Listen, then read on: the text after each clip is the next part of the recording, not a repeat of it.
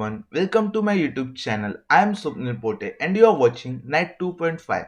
So today we are going to look a game between Levon Aronian and Vishy Anand, which is an immortal game played by Vishy Anand in 2013 when he was a world champion in January in Tata Steel Championship. So the games begin with pawn to d4, and to give a background about this game, this is the fourth round of the tournament, and Anand has just beaten Fabiano Caruana the previous day. And as this is the month of January, so it was a perfect start of New Year for Vishy Anand. So after d4, Anand replied d5, c4, breaking in the center, c6. Here he went for Slav defense, which he has been actually playing for years with both the sides, like with black and with the reverse color white also. So after knight f3, knight f6, knight c3, e6, e3, and knight b d7. This is the main line. D bishop d3, d into c4, bishop into c4, and this is a very good idea to look at. You take this pawn when bishop has lost his tempo once. So bishop has to lose his tempo once again. Imagine if the bishop was still on f1 and then you take this pawn on c4, then bishop captures c4 with a tempo. So after bishop into c4, Anand pushes b5, which attacks this bishop and gains a tempo on it. So bishop has to retreat by bishop d3, bishop d6, and both side castle.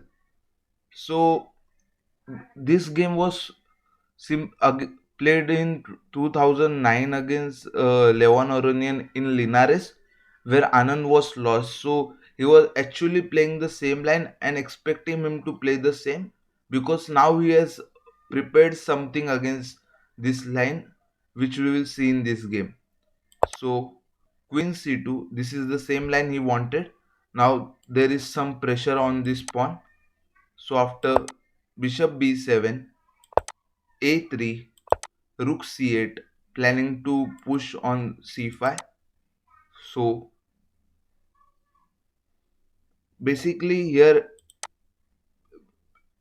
without rook c8, a6 is used, so that after something like knight g5, bishop into h2, king into h2, knight g4 check, king g1, queen into g5, and f3 is pushed.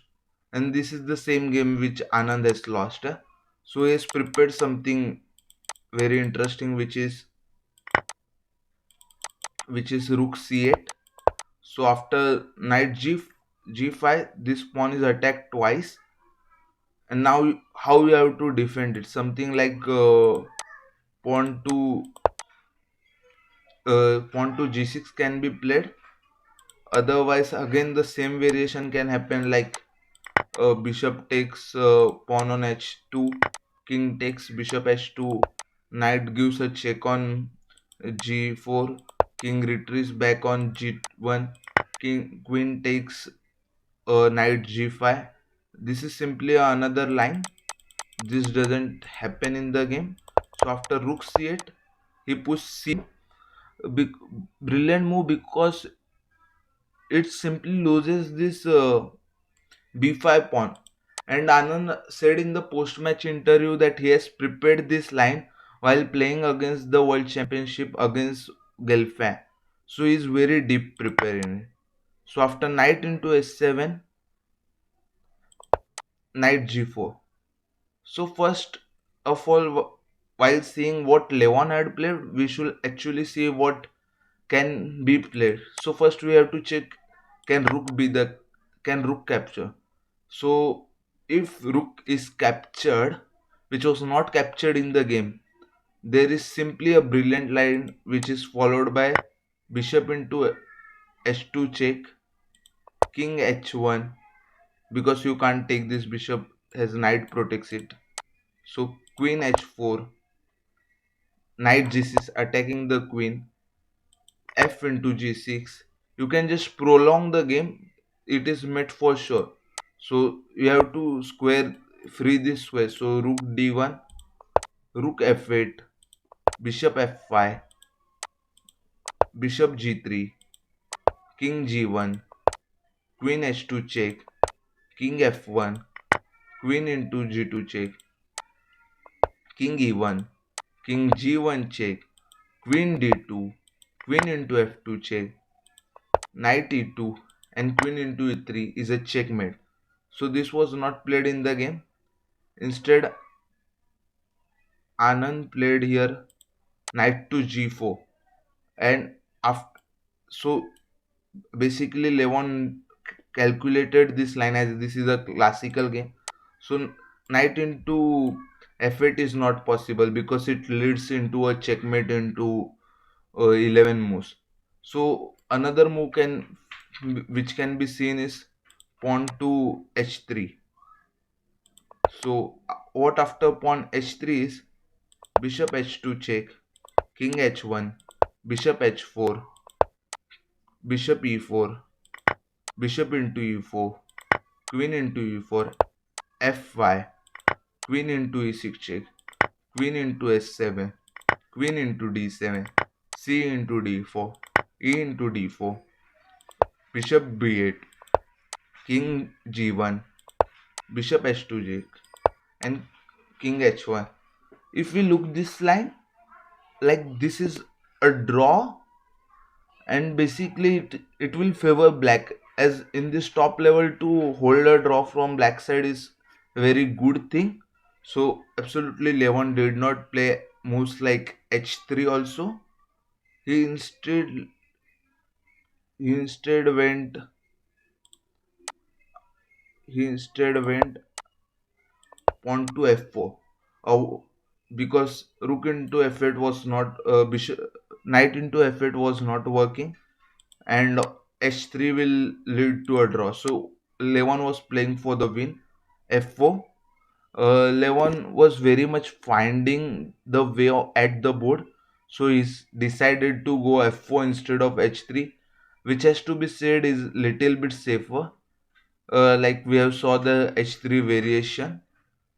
So after this, c into d4, e into d4, and this is very interesting point of the game because he could not remember what he had prepared.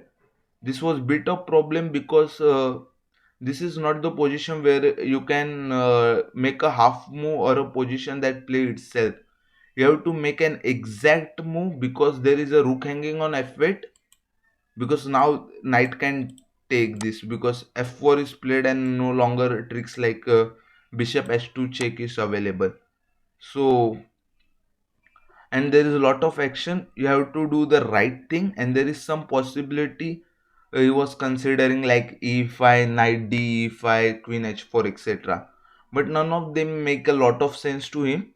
And then he got the key, though he could not remember the variation. He remembered that some lines that the knight gets to d3 on this d3 on this d3 square. So he mainly remained the position where knight gets to d3, and from he managed to construct his move. So basically he thought that he has to get a variation where his knight will get to d3 and d3, so it will be actually winning for him. So the move here was played was simply amazing. I would like you to stop the video and look for the move which Anand played, and not just this move. You can actually find out the continuation because it is a very very sharp calculation by Anand.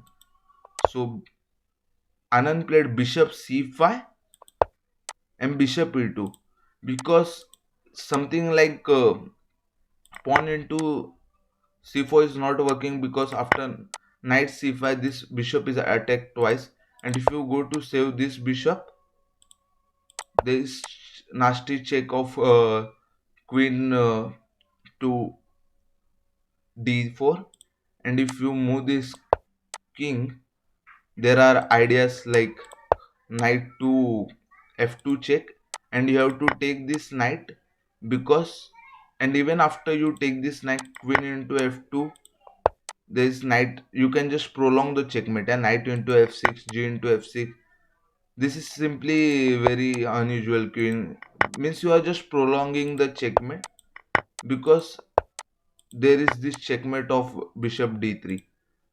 Actually, you actually here after bishop e2, and if you suppose you don't take this knight and you get into this discoveries, so this is the smoother mate example where knight goes to h3, king has to go to h1, and now a brilliant move which is queen to g1 where rook captures the queen, and there is this smoother checkmate. So it is also very interesting line. So this didn't happen in the game, so you can't capture this. So Levon Aronian played bishop e2, and Anand think it is a real mistake because now he played very accurately, like he was playing very accurately. But why this game is called immortal, we can see now. He played knight to e5. He simply followed the Tal principle where Tal used to say if two pieces are hanged, you hang the third piece, so he can't capture the three pieces at one time. He's going to capture only one. So this is a simply brilliant move.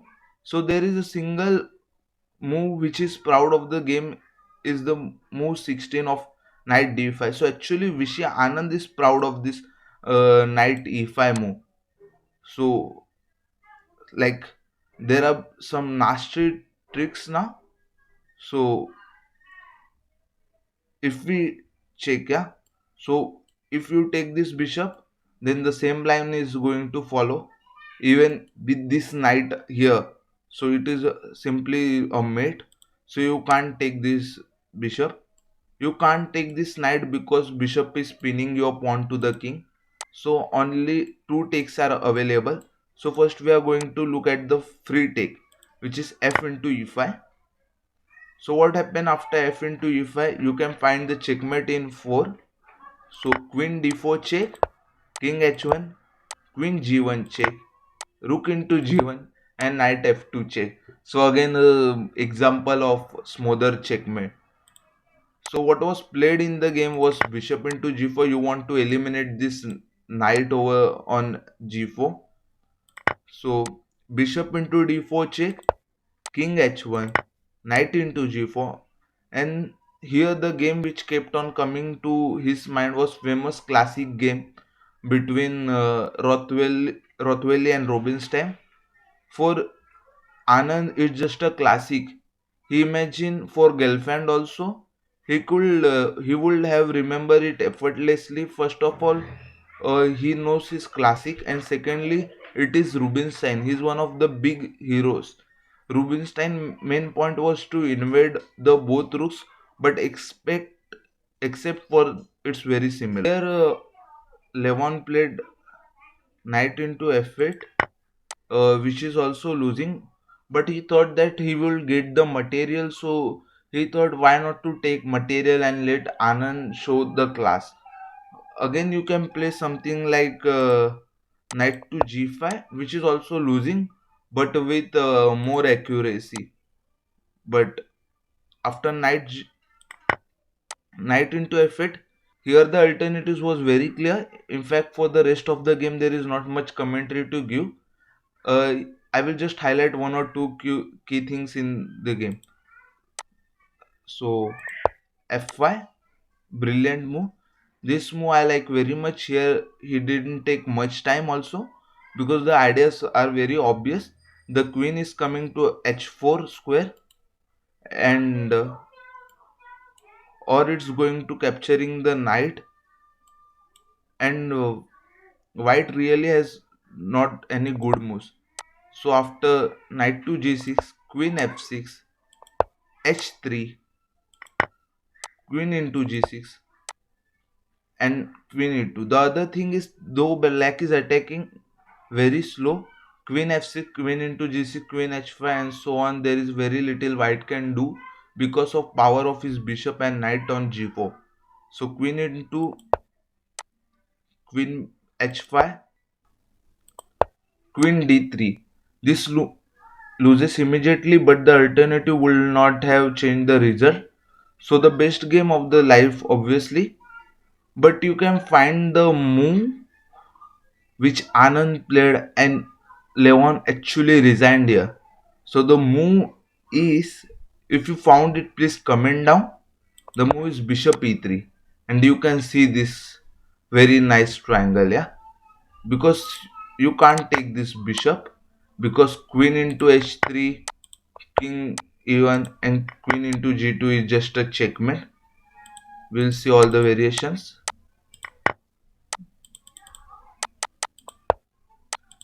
You can't take with the queen because queen is hanging.